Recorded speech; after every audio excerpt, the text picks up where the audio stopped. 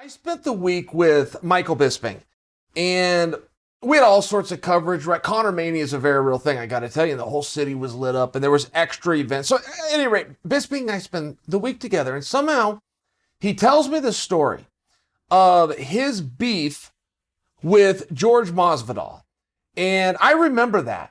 I didn't know all the details, but I remember when things were boiling over between those two. They had two altercations that were even caught in camera. I remember like a hotel lobby at the elevators, and they had to be separate. I mean, it got pretty bad. There was another time, and this is just the things where cameras happen to be around. So I knew about it, but he tells me how it began and where this whole thing came from. But then he tells me how it ended. And the way it ended is Bisping is walking down a hallway. I picture like a backstage, like an arena, but he's walking down a hallway, and he has four buddies with him, and they're all like his size. So four big guys plus five big guys. And there's a guy coming towards them from the other way. Well, it turned out, and I say a guy because it was Jorge Masvidal, but Jorge Masvidal was underneath a hat, like a stocking cap. So Bisping didn't recognize him. So as they were coming up to George like stood on the wall so they could all walk past. So they all walked past. Well, George thought if the roles were reversed, me and my buddies would have jumped Bisping. So George thought that he was going to get jumped when he saw these five guys coming at him. And because they didn't jump him, George was no longer mad at Bisping. So, I mean, this is much more a commentary on Masvidal than it is on Bisping. He's letting you into his mindset.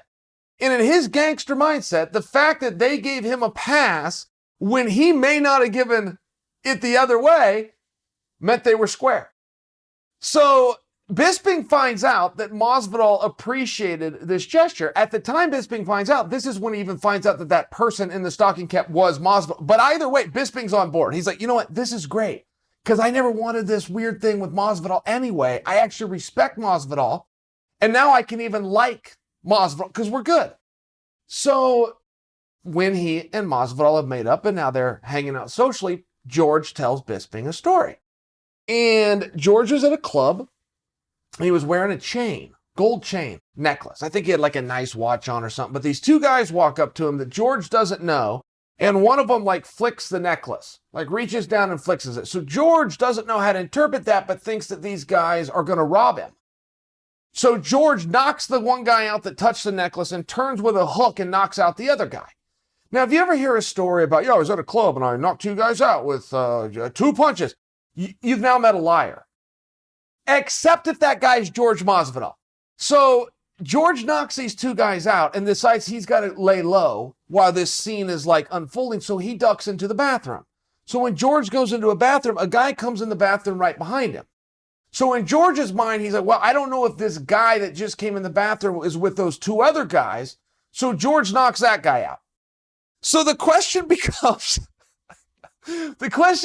George, why'd you knock the guy out in the bathroom? What if he wasn't with them? What if he had nothing to do with it at all? He was a patron and went to use the restroom. George said, I couldn't take the risk. That was the answer. I could not take the risk. So I go, okay, wait a second. And I think about this story all day. All day, I'm thinking about the guy that walked in the bathroom that may have had nothing, likely has nothing to do with this at all. Gets KO'd in the bathroom. I don't mean to laugh, but there's something about this imagery. I'm going, man. So I call Bisping and I go, hey man, that story you told me about Masvidal, can I tell that story? Can I go to my podcast and YouTube and can I tell that story? And he goes, I don't know. He goes, it's okay that I told it to you, but I don't know if you should make that public. Ask Masvidal. So, okay. So I call Masvidal. Go, hey, Bisping told me a story about you in a club where these guys messed with your necklace and a third guy came into the bathroom. I got the whole, can I put that story out? Masvidal, yeah, man, cool. That's all he says to me over the phone. Yeah, man, cool. He hangs up the phone. Okay. So that's the story. I think that it's very interesting, but I also think it lets you into the mind of Jorge Masvidal. I mean, look, this guy's as real as it gets. They can call him the BMF, or they could call him what Errol Hawani calls him, which is the RMS, the realest MF in the business. And this guy's got a code, and he lives by his code.